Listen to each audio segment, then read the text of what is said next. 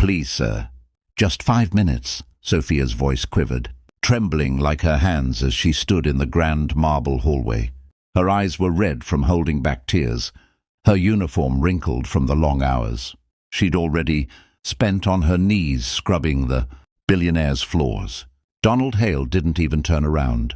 His reflection stared back at him in the mirror, tall, sharp, wealthy beyond imagination, and cold as the glass he looked into.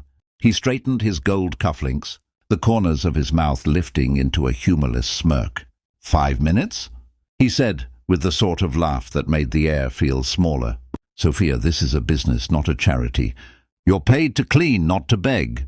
She swallowed hard, her voice breaking. Sir, I'm not begging. It's just... He cut her off with a wave of his hand. Enough. Tears don't work here. You should know that by now. Sophia looked down, the weight of his words pressing into her chest. It's not for me, she whispered, her voice almost lost in the stillness of the mansion. Donald finally turned. What? It's not for me, sir, she said softly, tears glistening in her dark brown eyes. Those 5 minutes. They're for someone else. He stared at her, the corner of his lip curling into mock amusement. You've got a flair for drama, Sophia, but I'm not in the mood for one of your sad stories. Just do your job. And please, he pointed to the floor, try not to let your tears stain the marble. I just had it polished. Then he laughed, a short, sharp, cruel sound, and walked away. Sophia stood frozen, the sound of his laughter echoing through the vast halls. The mansion was enormous, chandeliers dripping with crystals, white walls lined with gold frames, everything gleaming but empty. Beautiful but cold. She had worked there nearly 2 years, invisible most days, her presence reduced to the faint scent of cleaning soap and quiet footsteps. She never complained, never asked for anything. But that evening, as the sky outside dimmed and the light bled into dusk, something inside her finally cracked. She entered the piano room, the room Donald loved most, the room no one else was allowed to touch. She dusted it every day with trembling care, afraid even to breathe too close to its glossy surface. Tonight, though, she didn't care. Her legs gave out, and she sank beside the grand piano.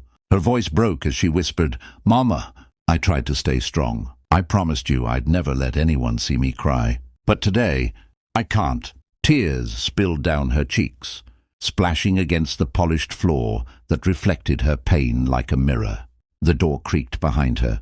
Donald's deep voice filled the silence. "Still here?" he asked, holding a glass of scotch, his tone half amused, half irritated. "I thought I told you to leave after you cleaned this room." Sophia jumped up, quickly wiping her eyes. "I'm sorry, sir. I didn't mean to—" He stepped closer, smirking. "Didn't mean to what? Make me feel bad? You're crying by the piano now? What is this? Some kind of movie scene?" He laughed, shaking his head.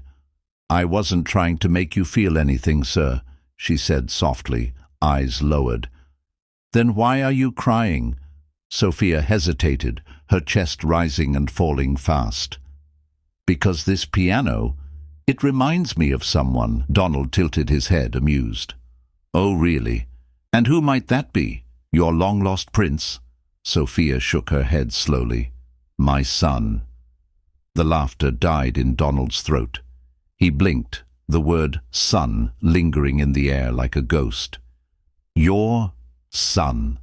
She nodded, tears threatening to fall again.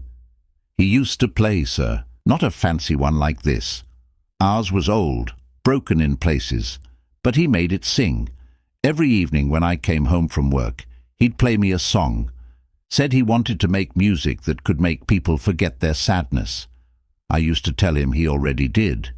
Her lips trembled, but then the hospital bills came, and the music stopped. Donald said nothing. His hand tightened around his glass. Sophia's voice cracked, raw with pain. "He was only 8, sir. 8 years old.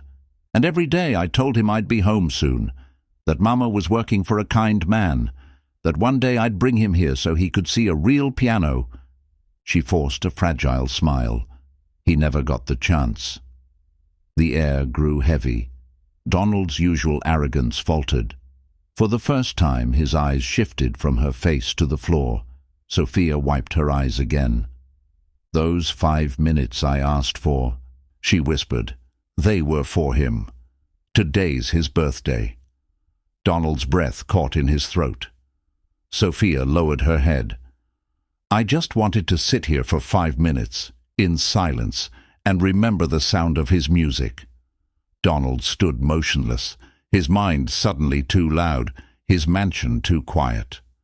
The ticking clock on the wall seemed cruel now, marking seconds he couldn't take back. He looked at her, really looked at her, and for the first time in his life, the woman in the maid's uniform wasn't invisible. She was human, but instead of showing it, he hid behind the same armor he always did, indifference. "Enough for tonight," he said, his voice lower this time, almost uneasy. "Go home. Take the day off tomorrow." Sofia nodded silently, her face unreadable, and walked out. Donald stood alone in the piano room, staring at the keys. He reached out, touched one, and the faint echo of the note filled the silence. It sounded hollow, empty, like a life with everything except meaning. Outside, Sofia walked toward the bus stop under the dim streetlight, clutching her small purse. She looked up at the stars and whispered, "Happy birthday, my boy." And from somewhere deep inside the mansion, Donald found himself whispering the same words without even realizing it. The next morning the mansion was unusually quiet. No clinking of silver trays, no sound of Sofia humming softly while dusting the hallways. Donald Hale walked down the grand staircase, coffee in hand, but the silence seemed heavier than usual. He frowned, glancing around. "Where's Sofia?" he muttered to himself. He wasn't used to noticing her absence, but now every corner she had touched looked emptier.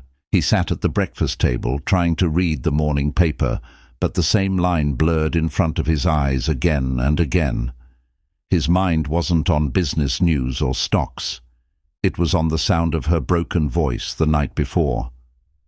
"He was only 8, sir." He tried to shake it off, but something in those words clung to him. Hours passed. He walked into the piano room again, the glass of scotch untouched from the night before still sitting there. He stared at the piano, that same grand black instrument that had always been his pride, his symbol of wealth. But now it just felt heavy. His hand hovered over the keys. He pressed one gently. The note echoed softly, lonely and hollow. Then he did something he hadn't done in years.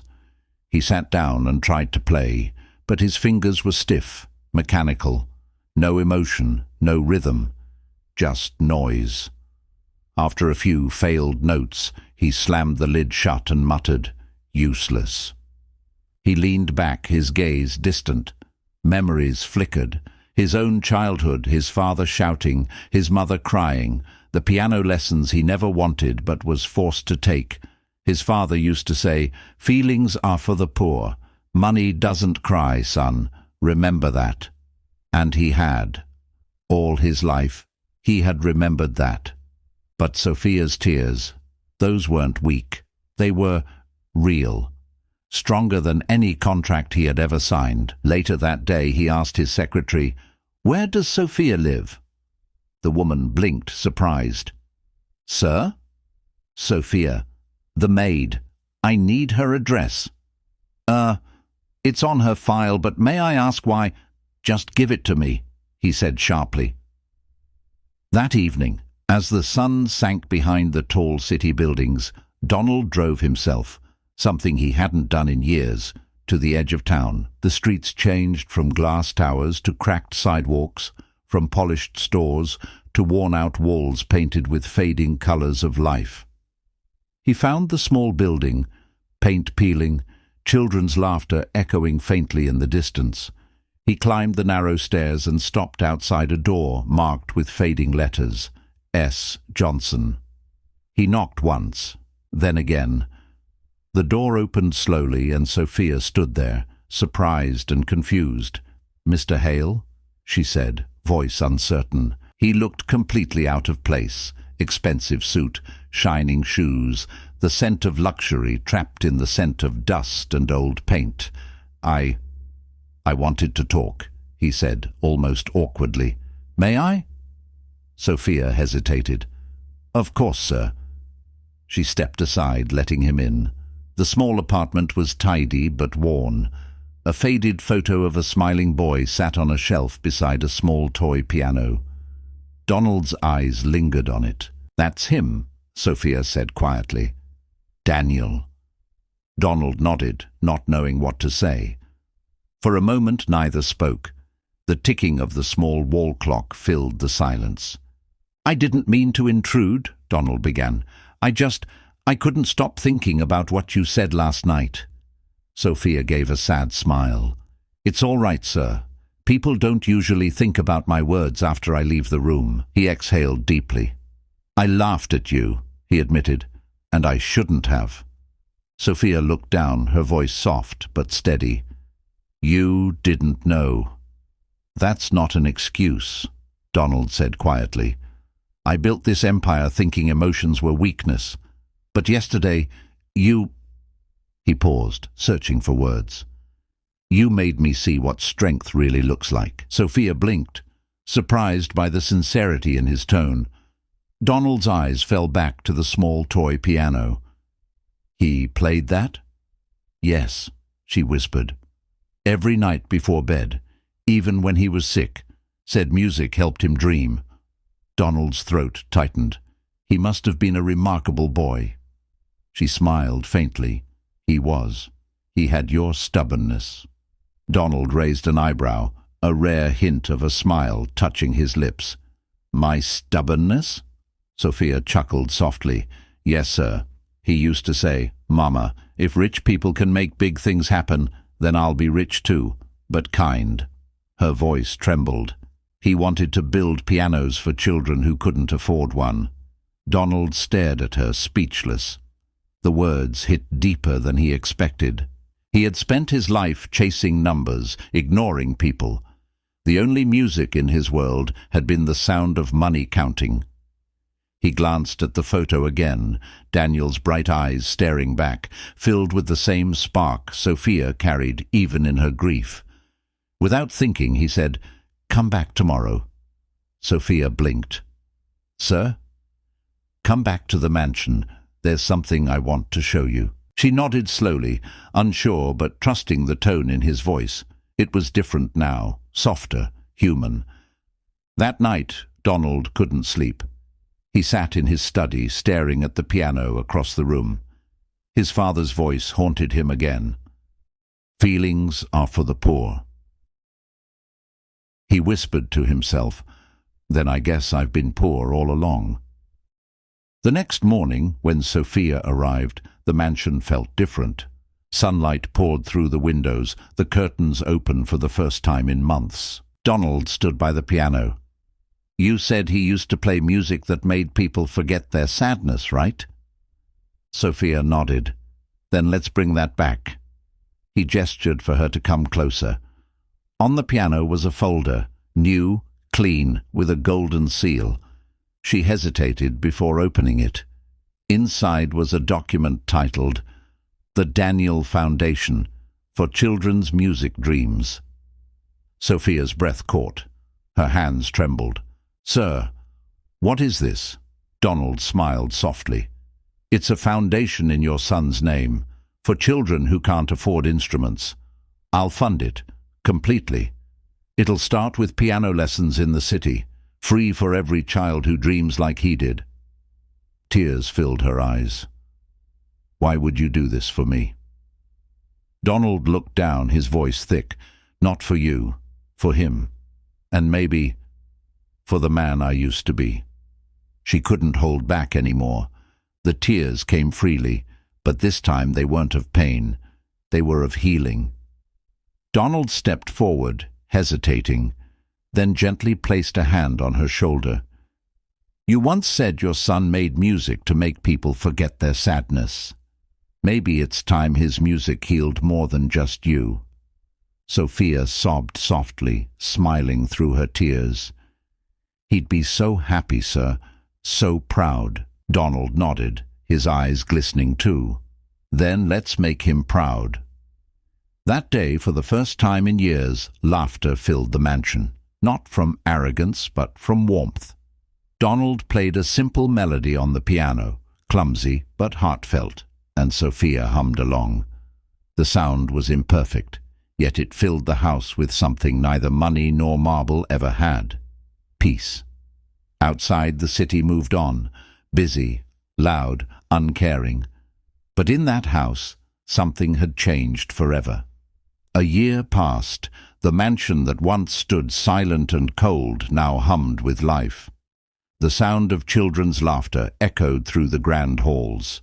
Their small hands pressed the piano keys with innocence and joy, their faces lighting up with every note. The name on the golden plaque near the door read, "The Daniel Foundation, music for every child." Sofia stood near the window, watching them play. Her eyes sparkled, the same eyes that had once been swollen with grief. The same woman who had once stood trembling in front of a man who thought tears were weakness, now carried herself with quiet pride. Donald Hale stood beside her, older, gentler, wearing something unfamiliar on his face, a smile that came from the heart. "You've done something beautiful here," Sofia said softly. "You?" he almost said, but instead he smiled. "We both did." He looked at the children, their small fingers dancing across the keys. "You know," he said, "for the first time in my life I actually hear music, not just sound, real music." Sofia turned to him, smiling. "You learned how to listen." Donald chuckled. "Guess I did. Took me long enough." A little boy at the piano pressed a wrong note and frowned, frustrated. Sofia walked over, knelt beside him and said gently, "It's all right, sweetheart. Music isn't about being perfect. It's about feeling." Donald watched her from across the room, the way she comforted the child, the way she spoke with the same tenderness she once carried for her own son. And something in his chest tightened, but in a good way this time, not guilt, but gratitude. When the lesson ended, the children ran outside, laughing and chasing one another down the front path. The mansion, his fortress of pride, was now a sanctuary of hope. Donald poured 2 cups of tea and handed one to Sofia. She accepted it with a smile. "I never asked," Donald said after a pause. "How did you survive it all? Losing your boy, working those long hours and still being kind?"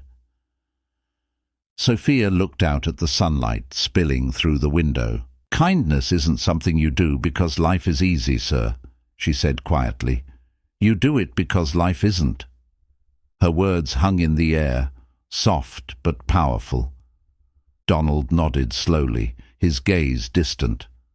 "I spent my whole life thinking power meant control, but it's not. It's the ability to change something, or someone, for the better." Sofia smiled faintly. "Then you're finally a powerful man." He laughed softly, shaking his head. "No, Sofia, you are." She looked at him, touched. The man who once mocked her tears was now speaking with humility she never thought she'd see. Later that evening, after the children had gone, Donald found Sofia in the piano room. She was alone, her hands resting gently on the keys. A small worn envelope sat beside her, one that looked like it had been read 1,000 times. "What's that?" he asked. Sofia smiled gently. "A letter my son wrote to me before he passed. I used to keep it locked away, but I think you should read it." Donald hesitated, then carefully unfolded the yellowed paper. The handwriting was uneven, a child's scrawl. "Dear Mama, don't be sad if I have to go first. You said music never dies, right? So if you ever miss me, just listen. I'll be in the sound. Love, your boy Daniel." Donald's eyes blurred before he could finish. He closed the letter and handed it back carefully, his voice trembling. He was right, you know. Sofia wiped her eyes, smiling through the tears. Yes, he was. Donald turned toward the piano, running his hand over its polished surface. He's still here, every note those children play. That's him. She nodded. That's what I tell myself too. A quiet moment passed between them. No words, no wealth, no power, just two souls who had both lost and found something beyond measure. Outside, the evening light turned golden, streaming through the glass windows, wrapping the room in warmth. Sofia stood, about to leave, when Donald said softly, "Sofia." She turned. "I want you to know something," he said, voice low. "That night, when I laughed at your tears, I thought I was laughing at weakness. But I see now. I was laughing at the only thing strong enough to save me." Sofia smiled, eyes glistening. "Then maybe, sir, it's time you stop laughing and start living." Donald nodded slowly. "I think I already have." She left him standing by the piano. Donald sat down, pressing one key gently, then another, the same melody Daniel once played, the one Sofia had hummed. It wasn't perfect, but it was filled with meaning. As the music echoed softly through the hall, Donald whispered, almost to himself, "Maybe this is what wealth was meant for, not to own the world, but to make it a little kinder." And for the first time in his life, he didn't feel rich. He felt human. Sometimes the richest man in the room is the one who finally learns what tears are worth. In daily life, maybe we don't own mansions or grand pianos, but every day someone crosses our path fighting silent battles. A kind word, a little patience, or even 5 minutes of compassion, that could be the melody they need to keep going. If this story touched your heart, make sure to like this video. Share it with someone who needs hope today. And drop a comment telling us which moment moved you most. And don't forget to subscribe to Black Saga, where every story reminds us that kindness never goes out of style.